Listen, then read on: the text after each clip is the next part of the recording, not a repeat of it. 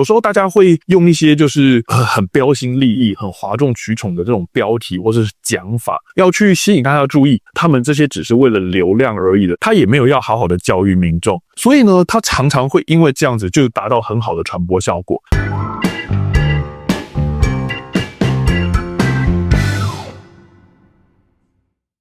Hello， 大家好，我是93先生，很高兴你继续收听这个频道，让你朝安全又迈向一步。嗨，我是晶晶，大家晚安。晚安。今天呢，我想跟大家来聊聊的事情是，很多时候呢，我们的听众会有一个疑惑，为什么他今天听到的观念跟他以前学到的差距这么大？好，所以呢，我想呢，今天我就想来跟大家聊聊这件事情。我认为啦，大家会发现这个观念跟以前不同，通常大概会有4个原因。首先，第一个事情很简单，以前教错了。以前可能因为呢科技还没发达，我们没办法观测到那么的仔细，或者以前统计数字还不够多，所以以前的一些观念跟认知，它其实不见得是完全正确的。现在我们发现到了错误，我们把它改正过来。我们以前在第70集有提到，住警器能不能够装在墙壁的角落，讲说会有个探测死角嘛，说你今天住警器装在墙角的地方，它会探测不到。其实这个探测死角后来发现是不存在的。现在的研究告诉我们，没有所谓的探测死角。好，那又例如说我们在第110集有跟大家讲过，避难方向指示灯它应该要装在上面还是要装在下面？其实装在上面才是比较合适的做法。在民国85年到97年这段期间，法规是曾经修改过，规定避难方向指示灯要装在靠近地面的地方，也是法规修错了，以前教错了大家。那我讲真的，错了我们就改嘛。所以坦白说，我觉得教错了我们改正，这个其实真的没什么。那第二个情况，其实我们以前并没有教错，但是呢，我们现在找到了更好的方法了。举例来说，我们在第74集以前呢，我们教的 CPR 会教大家要做人工呼吸，现在教大家做民众版 CPR， 不做人工呼吸。就是有做过实验组跟对照组，少那2口呼吸，比较之下，它的存活率是一样的。所以呢，这个并不是以前教错。如果你有能力，你环境安全，你有设备器材，我们还是会做人工呼吸。你让民众去做人工呼吸，怕感染啊，怕中毒之类各种各样的危险，真的不大好。现在我们发现到有更合适的办法，当下赶快做胸外按压，对这个病患而言反而是比较要紧的事。所以我们做了这样的调整。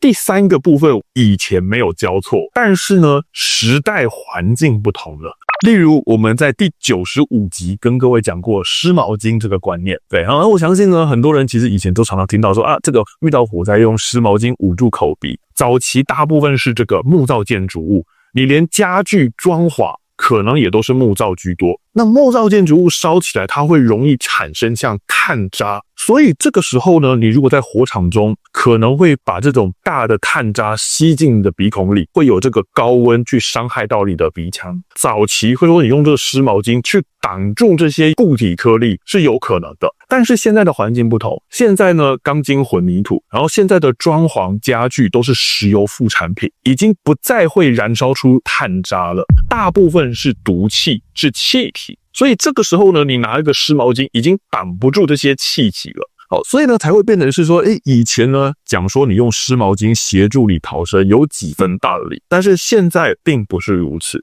好，那也包含了我们第155集跟大家讲到的救生气垫。早期木造建筑物盖得不高，而且木造建筑物你没办法关门避难，所以你一定得逃，所以气垫它就有它存在的必要。那但是现在钢筋混凝土建筑物这么高，而且有好的防火区化，不需要离开火场，你也有办法能够活下来。所以气垫它就开始退出了这个我们救灾的舞台了。最后一种情况，以前也没教错，但是呢，大家就是学错了。比如说，在第117集跟各位讲过了黄金三角，以及呢，我们在第93集跟大家讲过了咬舌自尽，还有呢，第146集提到了用沙拉油来灭油锅火灾，这些东西被教错的来源都是来自于一些哗众取宠的谣言。如果各位已经忘记我解释说为什么的话，回去看我们之前刚才讲的那几集，你就会晓得有很多的这样的讯息啊，它都会在网络上面流传，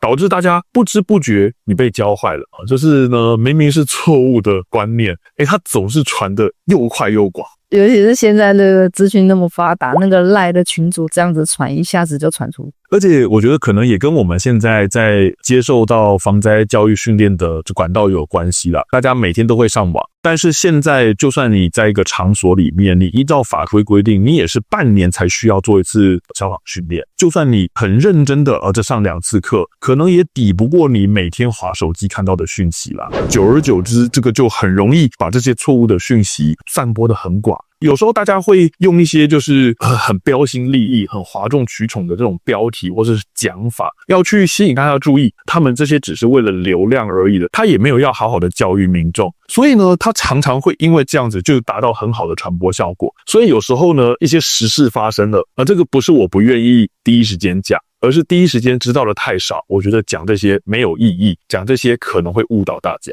所以呢，我觉得这是让大家了解一下，为什么现在观念很多在改变。反正我们发现了更好、更新、更正确的事情，我们改正它就好了吧。去改动不见得是问题，新的观念也不一定是好的，重点是它正不正确才是重要的。对啊，所以也不要再抱怨说为什么那个观念一直在变，一直在变。就像以前啊，我会跟大家讲，今天火灾发生的时候，你在楼梯间不能够往上跑。我其实以前也讲错过，我以前都跟大家讲说，因为你跑不赢浓烟。那我在第96集有跟大家解释过了，其实不是跑不赢浓烟。那以前我也讲错了，但是后来我发现这样解释不对，我就改正过来了。所以呢，学习到正确的观念，不断的扩充自己的新知，不断的复习正确的知识，它才能够让你在生活当中有机会获得安全。今天这一集呢，提到了很多一些以前的旧有观念。好，那如果各位呢已经不太记得我们前面提到那些例子的话，可以依照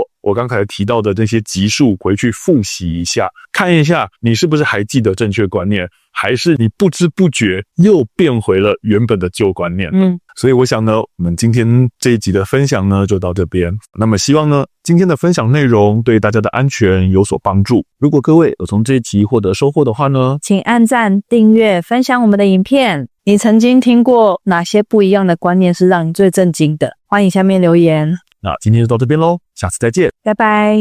有时候有些场所每年固定去帮他们上课的，我就会遇到一种情况让我觉得非常的苦恼。就是呢，我去年明明跟他们把某个正确的观念给教会，把某一个网络的谣言给他们扭转过来，结果今年再次上课的时候呢，问他们相同的问题，他们呢就会异口同声的回答我错误的答案，而且回答的非常之有信心。重点是他后面还会加上一句：“老师，这个去年你有教过。”